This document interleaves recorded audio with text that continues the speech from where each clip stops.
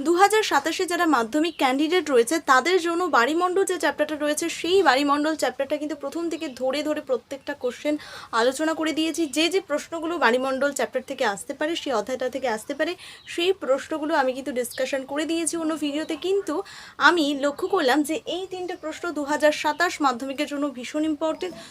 এই তিনটা প্রশ্নের মধ্যে যে কোনো একটা প্রশ্ন 2 নম্বরের প্রশ্ন তোমাদের মাধ্যমিকে কিন্তু আসতে চলেছে। তার জন্য এই ভিডিওটা আমি তোমাদেরকে করছি যাতে তোমরা এই মাধ্যমিক আসার আগেই তোমরা যাতে এই বিষয়গুলো কনসেপ্টগুলো ক্লিয়ার রাখো এবং সঠিকভাবে অ্যান্সার যাতে তোমরা লিখে আসতে পারো, সেই নিয়ে এই ভিডিওটা। তো ভিডিওটা কন্টিনিউ করবে, প্রথম থেকে শেষ পর্যন্ত কন্টিনিউ করবে, এটা আমার রিকোয়েস্ট। তো অবশ্যই এই তিনটা প্রশ্ন যে আছে এটা কনসেপ্ট ক্লিয়ার করে আমি যেভাবে নোট পয়েন্ট করে লিখেছি সেইভাবে তোমরা কিন্তু লিখবে অ্যান্সারগুলো, ঠিক আছে? তো চলো ভিডিওটা স্টার্ট করা যাক।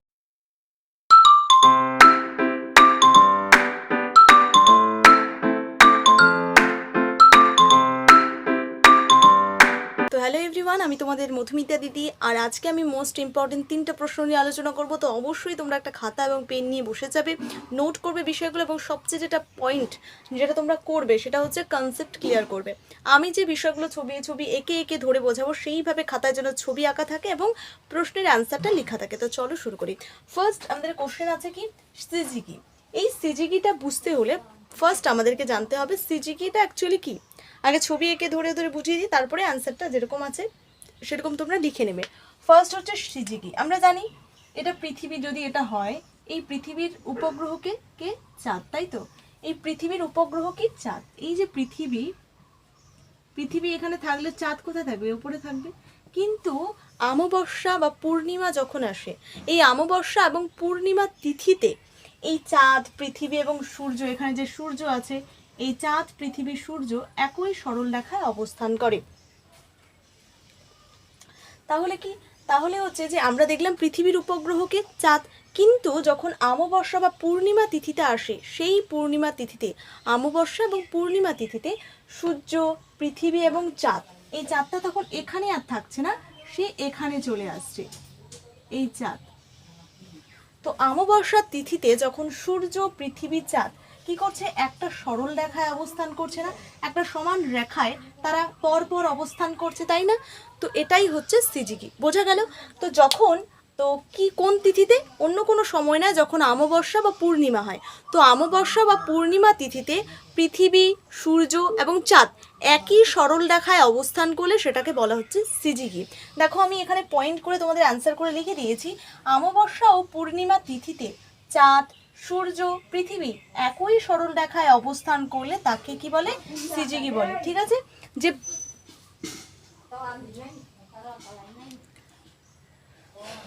লাল কলম দিয়ে যে পয়েন্টগুলো তোমরা কোটেশন দিয়ে লিখেছি, সেই কোটেশনগুলো তোমরা কালো পেন দিয়ে অবশ্যই তোমাদের খাতায় কিন্তু লিখে নেবে এবং পরীক্ষাতেও এভাবেই কিন্তু লেখার চেষ্টা করবে।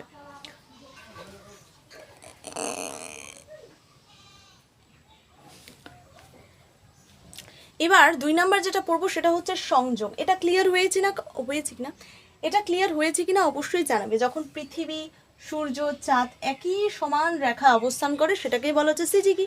এই বিষয়টা ক্লিয়ার হয়েছে কিনা, কনসেপ্টটা ক্লিয়ার হয়েছে কিনা অবশ্যই জানাবে, ঠিক আছে? এরপরে কি? এরপরে সংযোগ জিনিসটা কি বোঝার জন্য ফার্স্ট, এটাও কিন্তু অমাবস্যার তিথিতেই হয়। এই অমাবস্যা তিথিতে যখন কি হয়, এই যে চাঁদ, ধরো এই যে চাঁদটা যখন পৃথিবীর, আমরা জানি ওপরে আছে চাঁদ, কিন্তু এই চাঁদটা যখন কোনো কারণে, যখন সূর্য, এটা ধরো সূর্য এবং এটা ধরো পৃথিবী, এটা সূর্য আর এটা পৃথিবী, তো এই সূর্য এবং পৃথিবীর মাঝখানে যখন অমাবস্যার তিথিতে যখন চাঁদ কি করছে, সূর্য এবং পৃথিবীর মাঝখানে থাকছে, সেটাকে বলা হচ্ছে কি? সংযোগ। তাহলে সংযোগ মানে যুক্ত হয়ে যাচ্ছে, তাই না? সে তার নিজের জায়গাটায় না থেকে সে কি করছে? যুক্ত হয়ে যাচ্ছে। কোথায় যুক্ত হয়ে যাচ্ছে? সূর্য এবং পৃথিবীর মাঝখানে সে যুক্ত হয়ে যাচ্ছে, তাই এটাকে সংযোগ বলে। তো যদি প্রশ্ন আসে যে সংযোগ, ভেরি ভেরি ইম্পর্টেন্ট এই প্রশ্নগুলো, তো প্রথমেই যে সংযোগ কি এভাবে আসতে পারে, অথবা সংযোগ কাকে বলে। তো অমাবস্যার তিথিতে বা অমাবস্যার সময় পৃথিবী ও সূর্যের মাঝখানে যখন চাঁদ অবস্থান করে সেটাকেই সংযোগ বলে। অথবা ঘুরিয়ে লিখতে পারো যে অমাবস্যা তিথিতে চাঁদের অবস্থান, এই অমাবস্যা তিথিতে চাঁদের অবস্থান পৃথিবী ও সূর্যের মাঝখানে থাকে, এটাকেই সংযোগ বলে, বোঝা গেল? তাহলে অমাবস্যার সময় চাঁদ কোথায় থাকে? পৃথিবী এবং সূর্যের মাঝখানে থাকে, এটাকেই সংযোগ বলে। এর পরের যে মোস্ট ইম্পর্টেন্ট প্রশ্নটা রয়েছে সেটা হচ্ছে বানডাকা, এবং সবচেয়ে এখান থেকে 3টা প্রশ্নের মধ্যে সবচেয়ে ইম্পর্টেন্ট প্রশ্ন হচ্ছে সংযোগ। এই প্রশ্নটা কিন্তু তোমাদের পরীক্ষা 27 সালে আসতে চলেছে। এর পরের প্রশ্ন হচ্ছে বানডাকা। বানডাকা কি? বানডাকা হচ্ছে সমুদ্রের জল নদীতে প্রবেশ করলে প্রবল জলোচ্ছ্বাসের সৃষ্টি হয়, একে বানডাকা বলে। এটা লিখে নাও। তারপরে দেখো, এটা সহজভাবে বুঝে নাও যে দেখো এটা সমুদ্র, ধরো এটা ধরো সমুদ্র, আর এদিক দিয়ে ধরো একটা নদী আছে, ঠিক আছে, ধরো এটা একটা নদী। তো এই নদীটা কি ছোট, তাই না? তো সমুদ্রের দেখো কতগুলো সমুদ্রের জল, সমুদ্রের জল তো সমুদ্র বড় হবে, এবং তার জলের যে জলের প্রভাব বা তার সমুদ্রে কি থাকবে, জল বেশি থাকবে এবং নদীতে জল কম থাকবে। এবার যখন কি করছে, এই সমুদ্রের জলটা নদীতে ঢুকে যাচ্ছে, সমুদ্রের জলটা যখন নদীতে প্রবেশ করছে, তখন কি করছে, নদীর জল এবং সমুদ্রের জল ধাক্কা লেগে প্রবল জলোচ্ছ্বাসের সৃষ্টি হয়। জলোচ্ছ্বাস মানে জল নিচ থেকে উপরে ঢেউয়ের মতো উঠতে থাকে একই জায়গায়, সেটা হচ্ছে জলোচ্ছ্বাস, ঠিক আছে? তো যখন সমুদ্রের জল নদীতে প্রবেশ করলে প্রবল জলোচ্ছ্বাসের সৃষ্টি হয়, একেই কি বলে, একেই বানডাকা বলে। এই বিষয়টা ক্লিয়ার কিনা অবশ্যই জানাবে। দেখো এত বড় একটা জল, অনেক জল যখন কি করছে, ছোট্ট একটা জলের সঙ্গে মিশছে ওপর থেকে, তখন কি হচ্ছে, তাদের জলটা ধাক্কা খাচ্ছে এবং ওপরে উঠে যাচ্ছে, তো এটাই জলোচ্ছ্বাস। তো যখন সমুদ্রের জল নদীতে প্রবেশ করলে প্রবল জলোচ্ছ্বাসের সৃষ্টি হয়, একেই বানডাকা বলে। এই 3টে প্রশ্ন তোমাদের 2027 মাধ্যমিক ক্যান্ডিডেটদের জন্য ভীষণ গুরুত্বপূর্ণ। অবশ্যই 3টা প্রশ্ন লিখে প্র্যাকটিস এবং মুখস্থ করার, রিভিশন করার চেষ্টা করবে। 3টা প্রশ্ন কনসেপ্ট এবং ভালোভাবে বুঝতে পেরেছো কিনা অবশ্যই কমেন্টে জানাবে।